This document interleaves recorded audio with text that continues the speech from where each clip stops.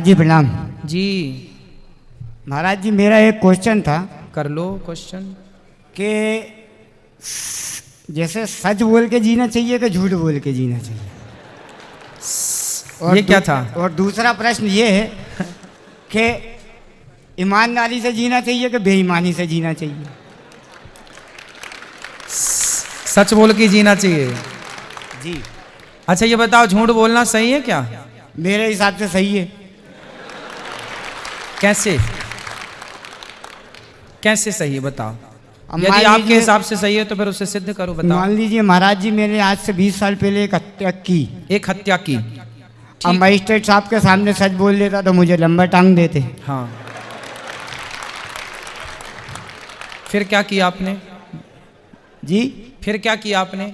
मैंने पहले तो सच बोला घर वालों को छुड़वाने के लिए, फिर बाद में झूठ बोल दी। तो फिर आपको सच ज्यादा फायदा दे पाया कि झूठ ज्यादा फायदा दे पाया? मेरे को तो साहब झूठ ने ज़्यादा फायदा दिया, लेकिन मेहनत बहुत करना पड़ी।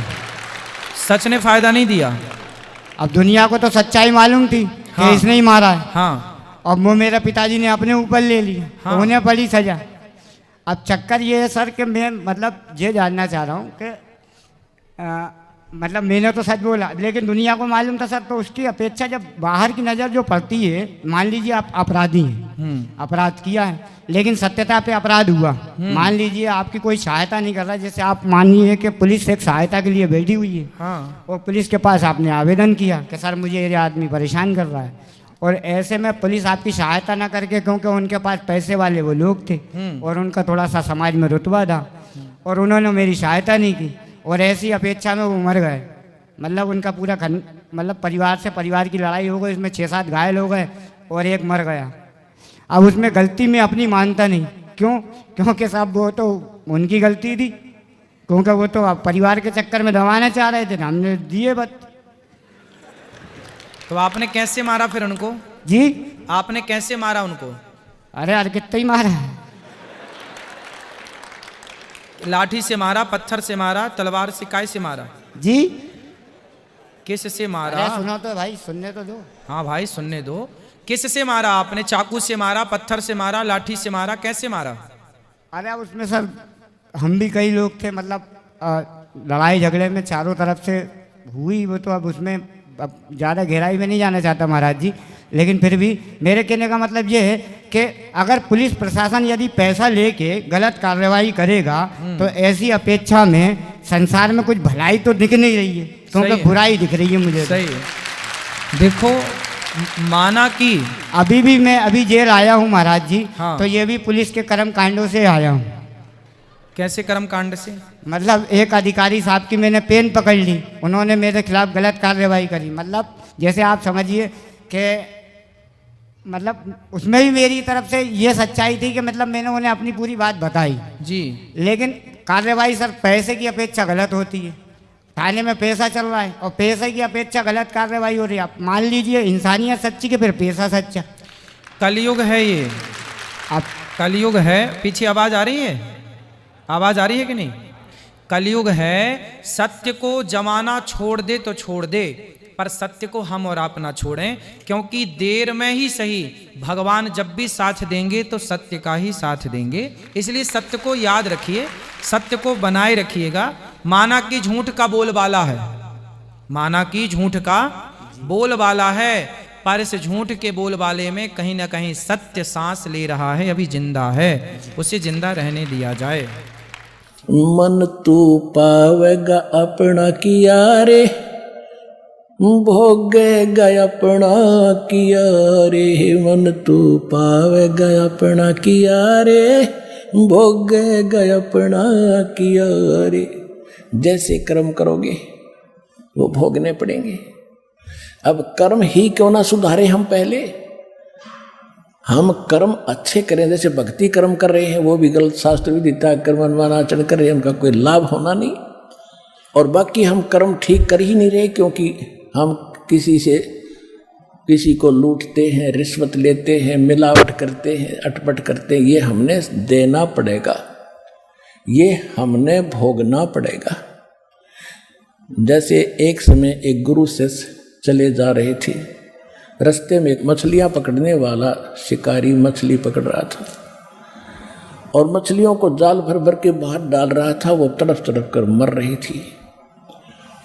तब गुरुजी से शिष्य ने पूछा कि हे गुरुदेव, इस अपराधी प्राणी को क्या सजा मिलेगी? कैसे पाप कर रहा है, कैसे जीव मर रहे हैं इसके सामने, इसको जरा रहम नहीं? गुरुजी ने कहा, बेटा इसका उत्तर मैं फिर दूंगा। 5, 7, 10 वर्ष के बाद फिर गुरु शिष्य दोनों चले जा रहे थे। आगे एक हाथी का छोटा सा बच्चा उछल कूद मचा के कूद रहा था। वो वृक्षों के बीच में फंस गया, 2 वृक्षों के बीच में, और ऐसे ऐसे झटके झुटके मार कर वो निकलता गया, लेकिन खाल छुल गई उसकी।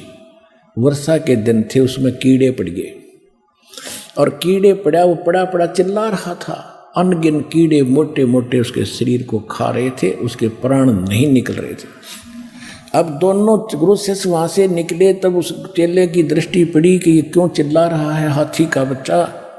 देखा उसमें कीड़े पड़े हुए। तब उसने पूछा, गुरुदेव इस प्राणी ने कौन से जन्म में ऐसा कौन सा कर्म किया था जिसको इतना दंड भोग रहा है, कीड़े खा रहे हैं? तब उसने कहा कि सुन बेटा, जिस उस दिन जो मछियारा था ना, वो मछियाँ पकड़ रहा था और वो मछियाँ को बाहर डाल रहा था, तड़प तड़प के मर रही थी।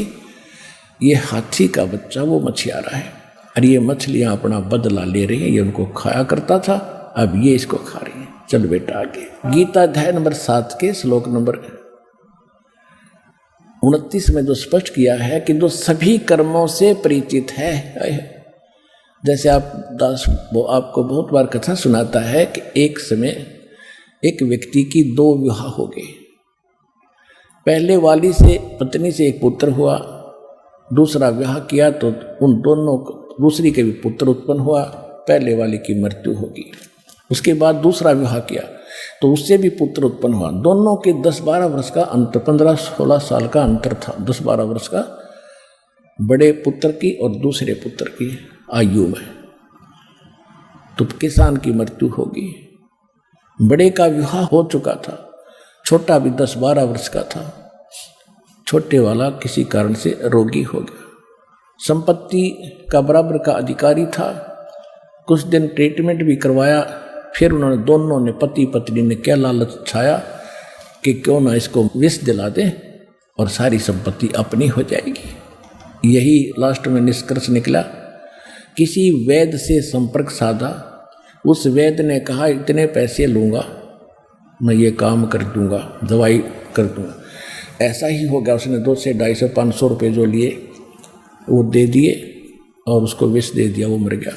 सभी को ये था कि बीमार है भाई, मर गया, बात खत्म हुई। कुछ दिनों के बाद उनको एक पुत्र प्राप्त हुआ,